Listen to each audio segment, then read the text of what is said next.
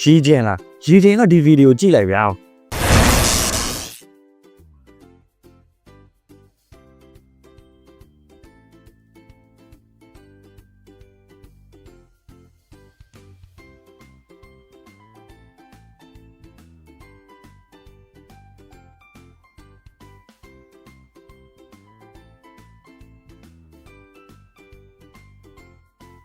အဲ့လိုမျိုးစေးတိုးတဲ့လူတွေကတကယ်တလားအရန်ရှိတာဘေးကစေးတိုးတဲ့လူတွေကတကယ်စေးတော်မှာစေးတိုးတဲ့လူတွေတတ်တယ်ရှိလို့ရှိတယ်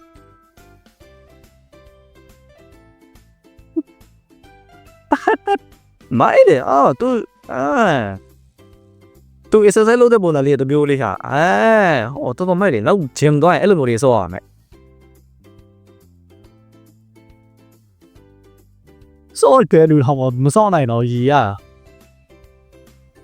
ဟုတ်လားဘဲလို့လို့ပြန်ဘဲပြန်ပြောဘဲတဲ့စကားပြော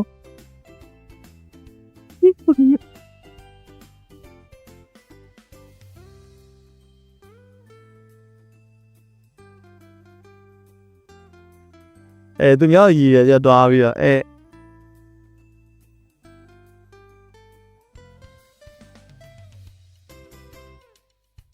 ဟုတ်တယ်တော့ငေးကြည့်ရပါ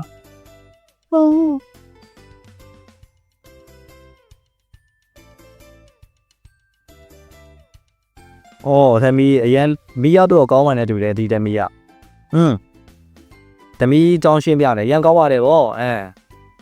အဖြစ်တော့ဒီလောက်ကောင်းတဲ့သမီးမရှိပါအဲ့ဒါကွာကတော့တော့စားတယ်ကွာဒီကတော့တော့စားတယ်ပေါ်ကျလို့ဖေးဟိုကျလို့မရတကယ်နောက်တဲ့ကောင်လေးဟိုတေးခွာဟုတ်တယ်တေးခွာအိုးအင်္ဂိုင်နေတာအိုး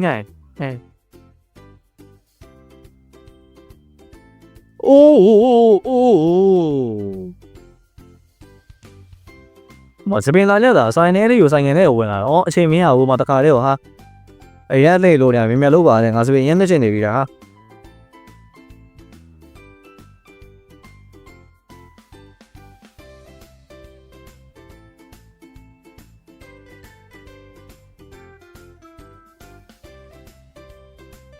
当然我都干嘛的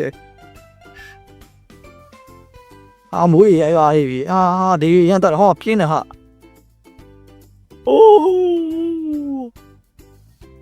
လေတဲ့ဝါဒီလောက်လေးဥစားမြေတို့ဘေးနာတရားကနနိုး